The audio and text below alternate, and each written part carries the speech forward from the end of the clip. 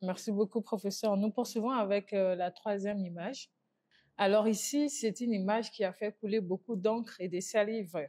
Macron, le président Emmanuel Macron et le président Vladimir Poutine devant une table de 6 mètres qui les sépare. Votre analyse, professeur? C'est le mur du Kremlin. En réalité, on est passé du mur de Berlin au mur du Kremlin. Et on est passé de la réception à la déception.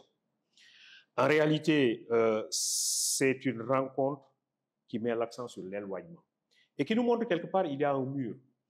Dans les années 89, avec la chute du mur de Berlin et avec la perestroïka et la glasnost sous Gorbatchev, on a considéré que c'est la fin de l'histoire. Francis Fukuyama en parle dans Le Dernier Homme. Tout se passe comme si on aurait un monde unifié qui se présenterait sous la forme d'un village planétaire dont parle Marshall McLuhan. Mais en réalité, on se rend compte qu'on n'est pas dans ce village planétaire. On est dans une logique non pas de côte à côte, mais plutôt de face à face. Face à face entre deux mondes différents, face à face entre deux idéologies différentes, face à face entre deux valeurs différentes. Donc ça montre évidemment qu'il y a une ligne de fracture qui sépare ces deux hommes-là.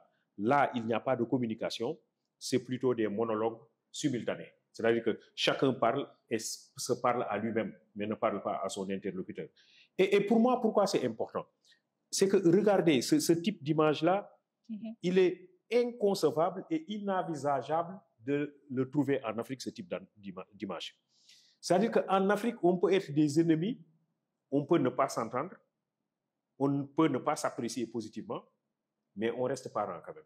Mais est-ce que ce n'est pas de l'hypocrisie politique? Oui, non, en fait, c'est un humanisme africain traditionnel qu'il faut revivifier et enseigner aux autres. En réalité, je parle bien de traditionnel. Le problème, c'est que nous avons été contaminés par ces gens-là. Cette façon de faire, nous ne la savons pas dans nos traditions. Dans nos traditions, c'est difficile dans les langues négro-africaines de trouver un nom qui renvoie à l'étranger. Parce qu'on ne connaît pas l'étranger. L'étranger, il fait partie de la communauté. On l'intègre dans la communauté à travers un mécanisme de correspondance qui fait que lorsque l'autre arrive, je lui donne un nom local équivalent de manière à l'intégrer dans le groupe et de manière à lui donner les mêmes privilèges que ceux-là qui sont considérés comme des autochtones. Les Wolofs disent « Nit nitay garabam », ça signifie l'homme est le remède de l'homme. On ne dit pas Wolof, le Wolof est le remède de l'Wolof. L'homme est le remède de l'homme. La même formule, vous la retrouvez chez les Alpulaar qui disent « Nedoko Bandom ». La même formule, vous la retrouvez chez les Sérères qui disent « Oki no Pogum ». Alors, une façon de dire que chez nous, l'homme est à respecter parce qu'il est humain.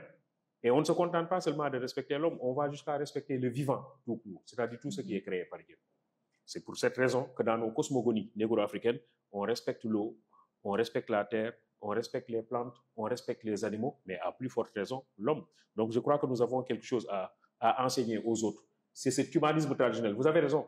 Cet humanisme traditionnel, nous sommes en train de le perdre aujourd'hui. Et il est en train de se transformer en hypocrisie. Mais en réalité, dans nos traditions, c'était une réalité vécue, c'était une valeur forte. L'être humain, on le respectait pour ce qu'il est. La première charte qui a été signée en Afrique, c'est la charte de Kourougan-Foura au XIIIe siècle. Mais c'est Soundiata Keïta qui a battu les troupes de Soumaoro Kanté, et après sa victoire, il appelle ses ennemis à être ensemble et à discuter sur le futur de leur empire. Une façon de dire qu'en Afrique, on a toujours mis l'accent sur le partage, sur la solidarité, sur l'intersubjectivité, sur l'humanisme. Maintenant, il est vrai que le contact avec le blanc a changé beaucoup de choses.